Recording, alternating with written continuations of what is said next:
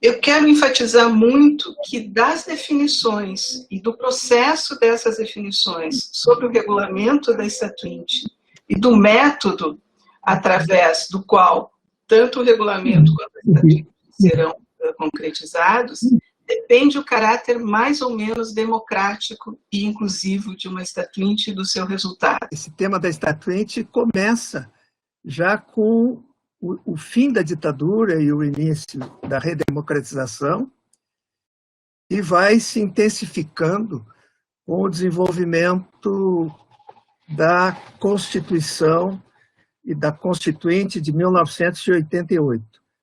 Quer dizer, a maioria das universidades que estavam engessadas ou que estavam mobilizadas em função do fim da ditadura buscaram na Statuinte o caminho para restabelecer uma nova ordem nas universidades, romper com a tradição da ditadura militar.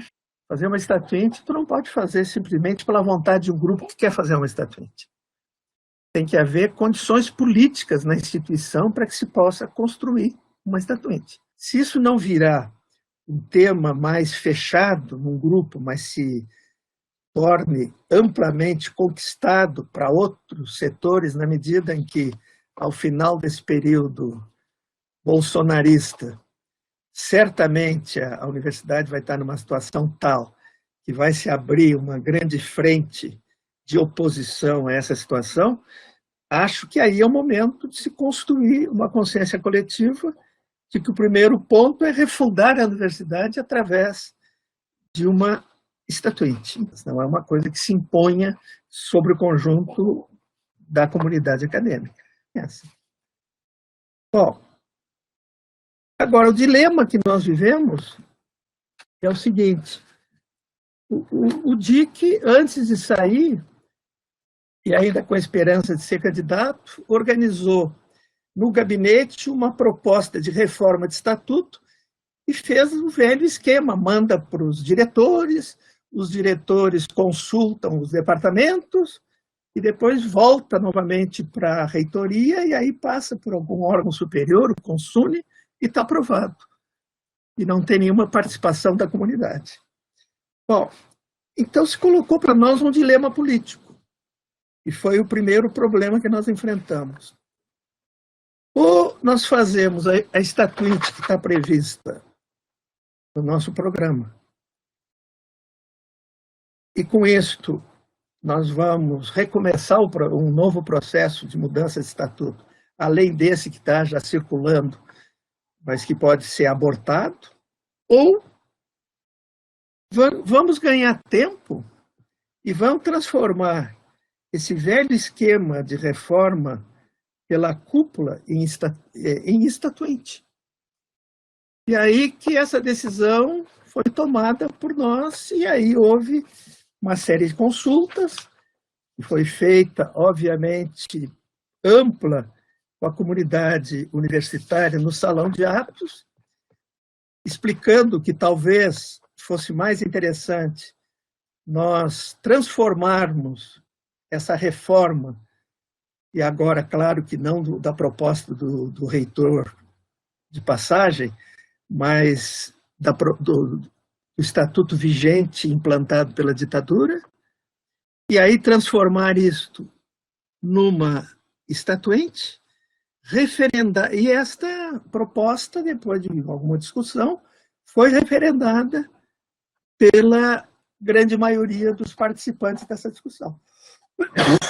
E é por isso que eu digo que essa vitória, que foi uma vitória legitimadora de maiorias em todos os segmentos, tinha apoio nos diferentes setores da universidade. E nós tínhamos confiabilidade de fazer uma proposta dessas, e ninguém imaginava que nós íamos adotar um outro tipo de modo de criar um novo estatuto que não fosse através de uma Statuinte feita através de um atalho diferente. Bom, então, não vou entrar em detalhes. Primeiro foi convocada a comunidade universitária no Salão de Atos, houve um debate geral, e a partir daí, quando houve essa aprovação, nós fizemos o processo desde o início. Começamos a convidar, como vai acontecer lá na Paraíba, começamos a convidar reitores de universidades que tinham feito bons estatutos, ou universidades que tinham boas experiências estatutárias, quem estava também fazendo estatuinte. Fizemos aí umas 10 ou 12 sessões abertas à comunidade. Então, com isto, houve uma oxigenação da discussão e ficou completamente marginalizada a discussão que foi feita pelo método tradicional. Depois, nós nos concentramos, e isso é fundamental para qualquer estatuinte, que se faça o debate crítico do estatuto vigente. Quais são os problemas que ele tem, do que ele tem que mudar. Eu me lembro, porque lendo esse estatuto da Paraíba, no primeiro artigo, aquele artigo que define a universidade, eles acrescentam essa palavra. A Universidade Federal é uma universidade pública. Então, esse acréscimo é um resultado da estatuinte de lá. Então, essas coisas, tu tem que fazer o diagnóstico antes. Então, nós fizemos. E aí, para não entrar em detalhe, nós achamos que tinha que mexer no conceito e na missão da universidade.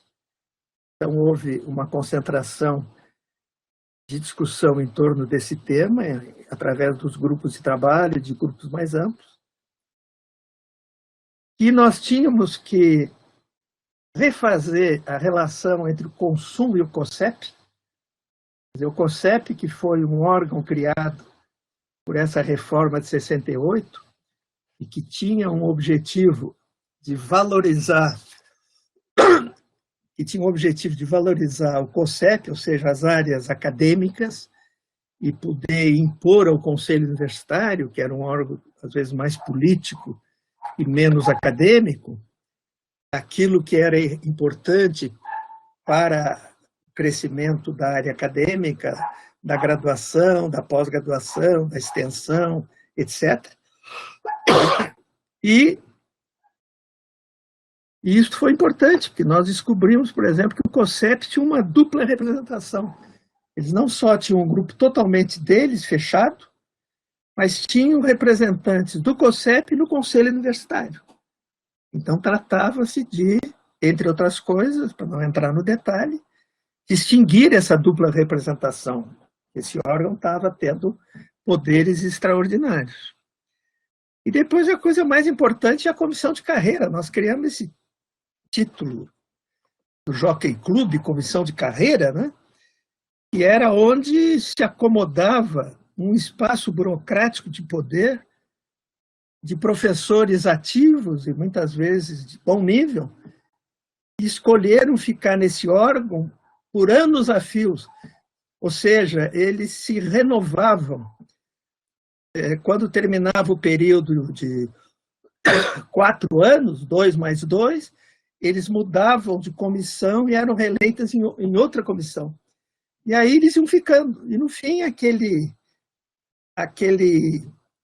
espaço burocrático acomodou um grupo importante de professores que abandonou os departamentos, que abandonou a sala de aula e que ficou naquela burocracia comandando o resto dos departamentos em geral e, ao mesmo tempo, recebendo um tipo qualquer de vantagem por ser isto, e muitos brigaram durante muito tempo para continuarem nessa função, porque achavam que, bom, a situação era tão escandalosa que as áreas de graduação, aliás, de pós-graduação, de extensão,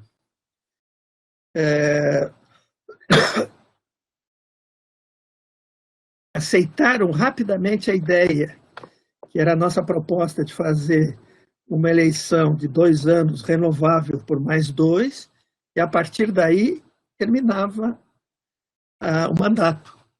E mais do que isso, a eleição era feita nas unidades, já não era feito num grupo de cooptação onde eles faziam entre si. Era uma vergonha.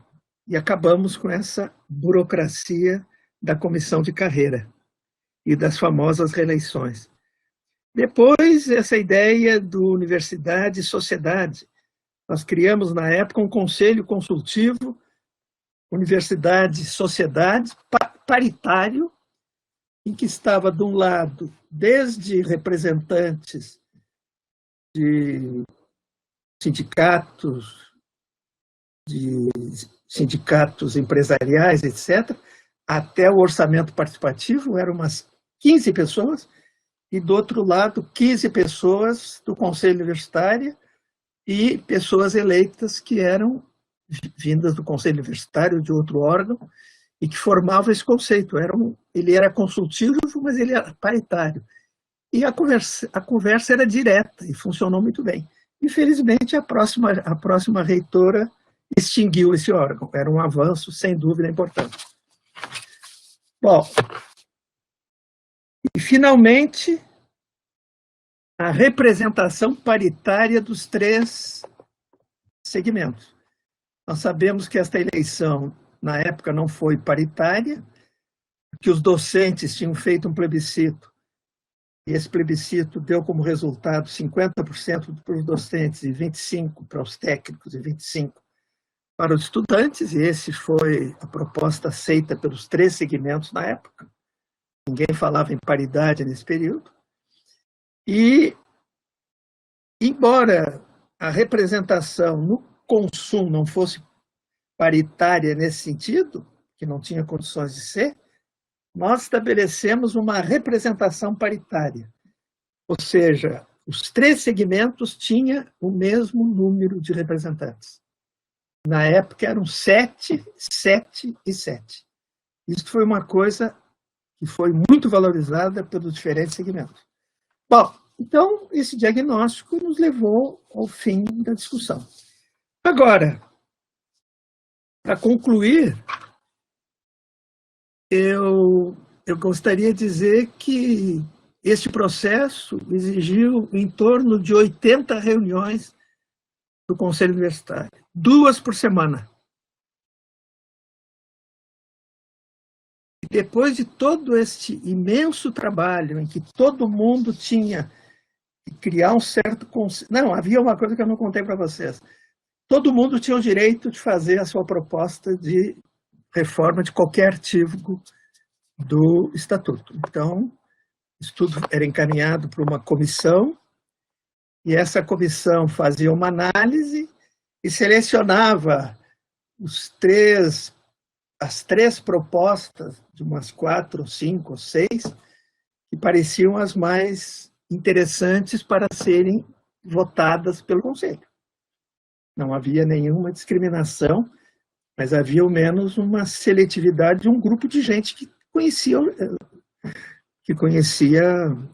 Estatuto.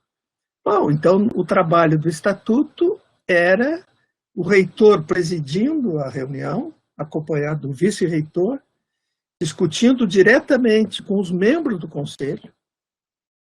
E isto, eu diria que funcionou muito bem, porque para ter o quórum necessário, e como nem todos vinham a todas as reuniões, tu só podia ter, no mínimo, 1 ou 2 votos contrários para não poder ser aprovado aquele artigo. Então, eu me orgulho de ter tido um papel pedagógico de levar a proposta, e aí é claro que a legitimidade ajudou muito, e ao vice também, e nós conseguimos, em 80 reuniões, fazer a reforma completa do Estatuto, e 2 por semana.